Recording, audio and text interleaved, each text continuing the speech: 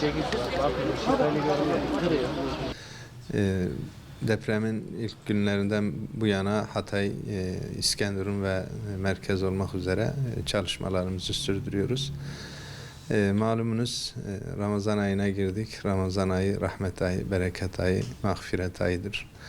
Rabbim bu şuurda olmayı, bu mübarek aydan faydalanmayı, ondan istifade etmeyi bizlere nasip eylesin inşallah. Şu anda Ramazan hazırlıkları, Ramazan ayının hazırlıklarını yapmış olduk.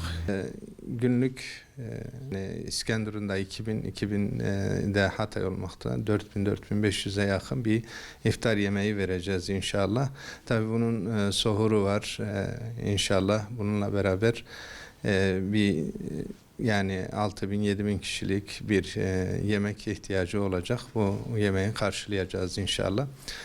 Tabii bu başlı başına bir iş, başlı başına büyük bir çalışma. Bunun için destek almamız lazım.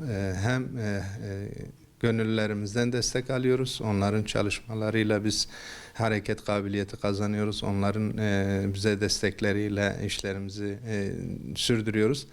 Bununla beraber insan gücümüzü gönüllerimizle hallediyoruz. Bununla beraber tabii ki hayırseverlerimizin desteklerini de bekliyoruz. Yani günlük İskenderun ve Hatay merkez olarak 4500 kişilik iftar yemeği vereceğiz, sahur yemeği vereceğiz. Bununla beraber ara ara sosyal donatılarımız var. Gelen yardımları burada tertipli, düzenli bir şekilde sosyal marketlerimizde düzenliyoruz. Gelen paketleri, kolileri ayrı ayrı sınıflandırıyoruz.